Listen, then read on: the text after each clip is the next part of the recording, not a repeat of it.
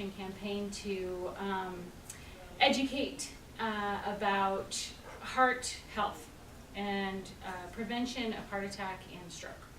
Because heart disease, cardiovascular disease, is kind of an all-in-one thing. Your cardiovascular system is a closed plumbing system, if it were, as it were. So we're going to discuss that today. So a few facts about heart disease. Heart disease is the #1 killer of adults in the United States. It is 1 in 3 women die from this in the United States, of cardiovascular disease. 64% of women die suddenly from coronary heart disease, and they didn't have any symptoms, didn't know it was happening. Some of that is I didn't pay attention to the symptoms, but mostly they had no symptoms whatsoever because they were gone. Cardiovascular disease might have been prevented if men and women might have made the right choices before it happened. So a lot of times our issues are that we didn't know, we weren't paying attention, and we weren't thinking about things that we could have prevented. There are things that you can prevent, and there are things that you can't prevent. So let's look at the heart attack. Let's find out what a heart attack is first. Do you know what a heart attack looks like? Have you ever had any kind of training in CPR or anything like that? So did they teach you what a heart attack looked like? Not really. Not really? Okay, so first, usually it comes on as chest discomfort. I feel like I got pressure in my chest. Oh, this hurts. I just feel like an elephant is sitting on my chest. That's what you'll hear them say. Ugh. Discomfort or discomfort in the upper body. Women will feel it different than men. A lot of times it'll be shortness of breath, and they won't feel like they can catch their breath. Cold sweat, so they'll be sweating. That's called their diaphoretic. They'll be nauseous and lightheaded because they're not getting enough blood supply where it needs to go because their heart isn't pumping properly. If you or anyone you know is feeling like this, call 911. If someone says, I have pain in my chest, if they feel like there's pain that's going up, down one side of their arm, a lot of times it's their left side, sometimes it can be their right side. They feel like they've got a lot of big pain in their chest, call 911. It could go up into their neck or their head. It's very painful, and it's just radiating, and they feel like they're feeling really not good. Women feel like a little bit of fatigue or malaise. They'll say, I just feel like maybe I'm coming down with something and I don't feel really good. That's time to call 911. It's better to be err on the side of caution and call 911 and have it be indigestion than to not pay attention to these warning signs and find out later that you were wrong.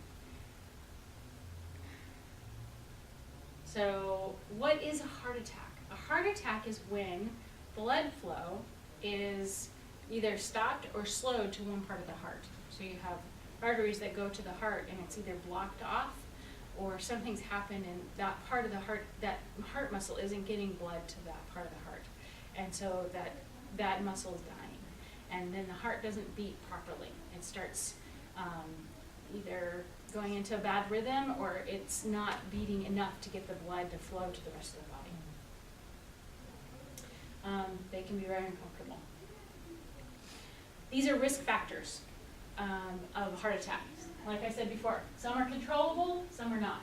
So the controllable risk factors are high cholesterol, high blood pressure, physical inactivity, so when we don't get out there and exercise 30 minutes every day, obesity and overweight, yeah, that's me right there. Type 2 diabetes, so type 1 is when you get, most often children get that, you can get it a little bit older in adults, and smoking. Uncontrollable risk factors, increased age, our arteries get hard when we get older. Heredity, so family history of cardiovascular disease, you know it, when your grandma had it and grandpa had it, or mom has it and dad has high blood pressure and it just follows through the family.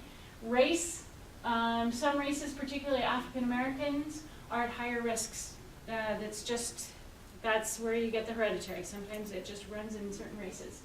So those are things you can't control. Let's talk about the things that you can control. That's Life 7. That's what American Heart Association likes to call the Life Simple 7. So to improve cardiovascular health, Americans we can do this by 20%.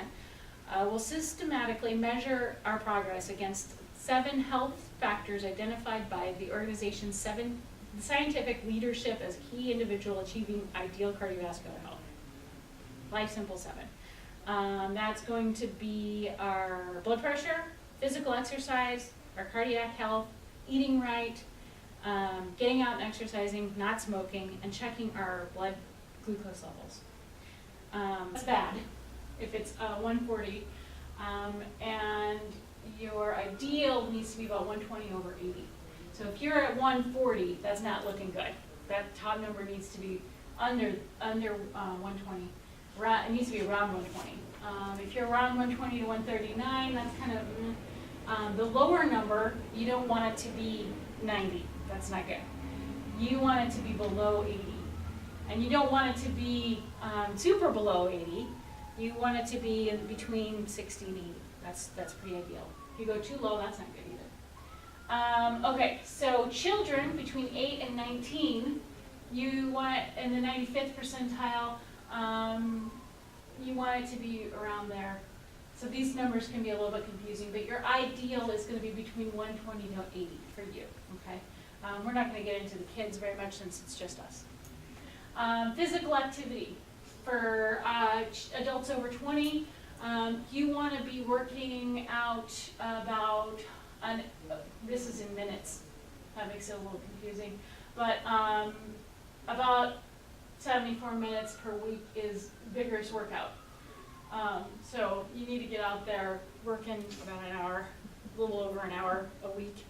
I would break that up, try to get 20 minutes a day, get out there, do a vigorous walk. Start slow. Don't try to start working and running a marathon every day. Get out there and do a walk. Walk out there, and walk around the block. Walk till you start puffing and huffing and puffing out there, and then get back home, and then give yourself some time, and then tomorrow walk a little bit further, and then the next day walk a little bit further. But you want to get your blood pumping. Every time you do, go a little bit more and get your blood pumping. Because if you're not working a little bit harder every time you do it, then you're not actually doing any exercise, okay? You got to get your body working. And as time goes, you're going to start feeling better. And you're going to miss it when you don't work, when you don't do it. So this is saying 150 minutes plus per week of moderate or 75 plus of vigorous minutes per week. So cholesterol, we know there's good and there's bad. This isn't talking about good or bad, this is sort of cholesterol in general. Poor cholesterol is greater than 240 milligrams per deciliter, and ideal is less than 170 milligrams per deciliter.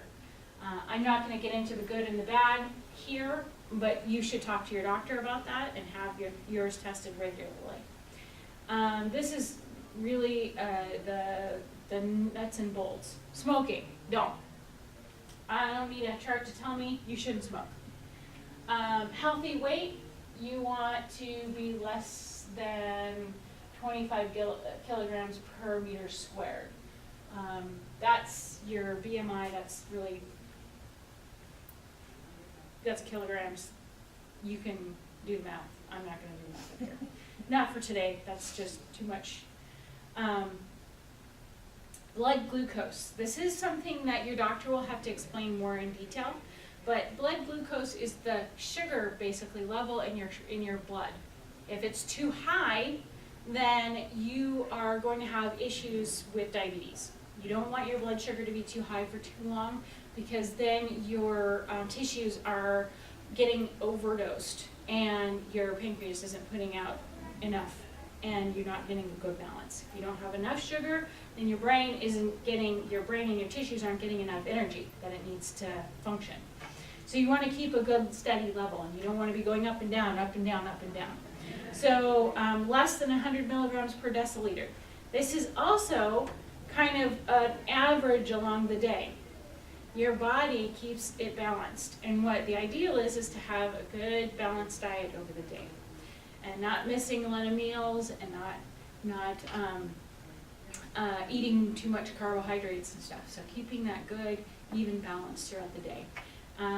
So if you aren't sure about your glucose levels, or you're not sure if you're diabetic or pre-diabetic, you should go and talk to your doctor. So My Life Check. This is something you can go to www.heart.org at My Life Check, and you can check your health status. It's an assessment that you can take. It's 18 questions about Life Simple 7 and what you're doing in your life. It's just a tangible way to have a strategic plan and set your plan in motion. And then as you go through this test, it's going to give you a set number. For instance, right here, there's the 5.7 right there. You can see that person has that number. And then if you have questions about that, you can take that into your doctor and say, okay, what's this mean? And they can explain to you, which is a great way to start opening up the questions of your health with your doctor. It'll help give you a little bit more focus on what questions to ask, and help you set goals for yourself. And this kind of gives you an idea of what that looks like, the different questions.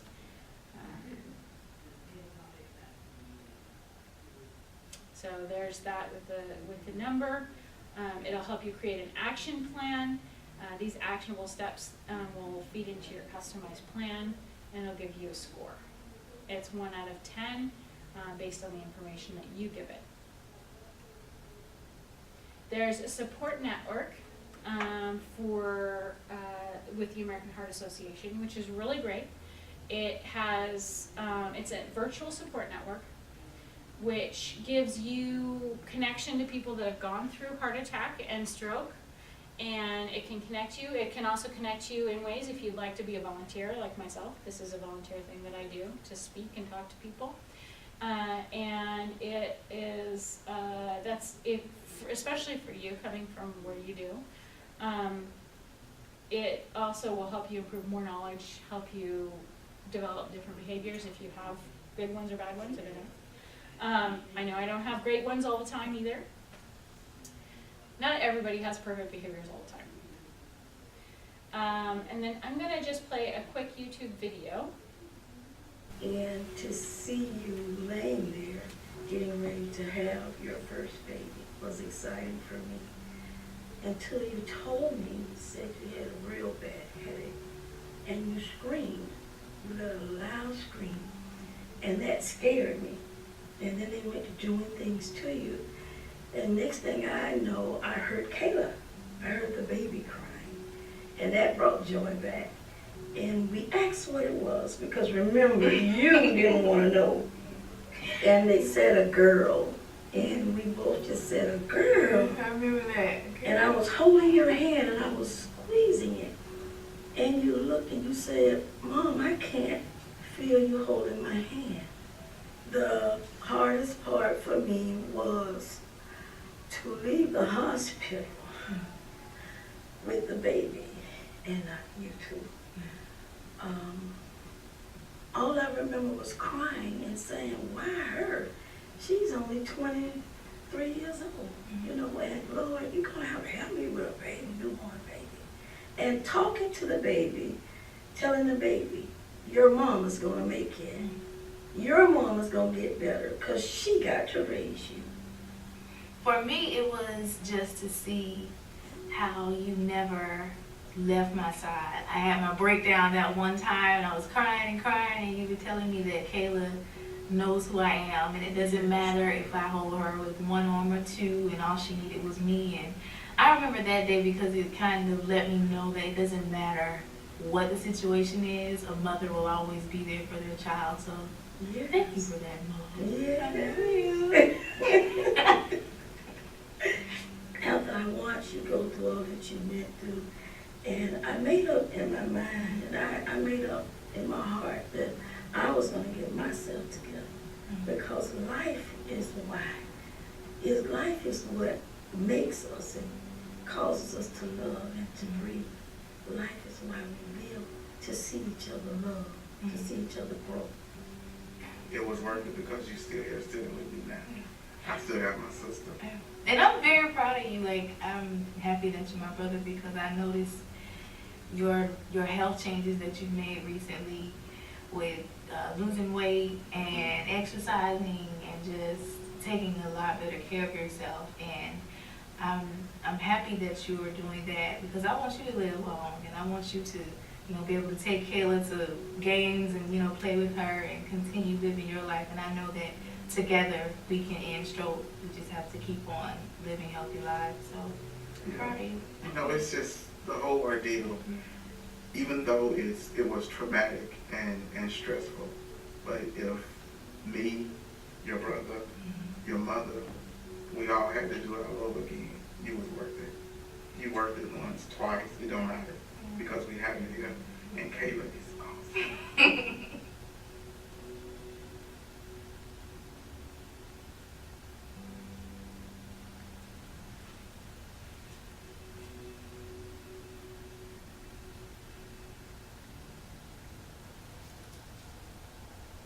All right, now I found the right one.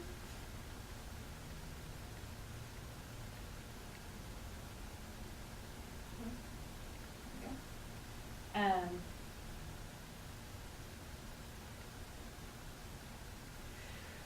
So how can you get involved? You can join the support network. You can share with personal networks and colleagues. You can take care of yourself. You can help others take care of themselves.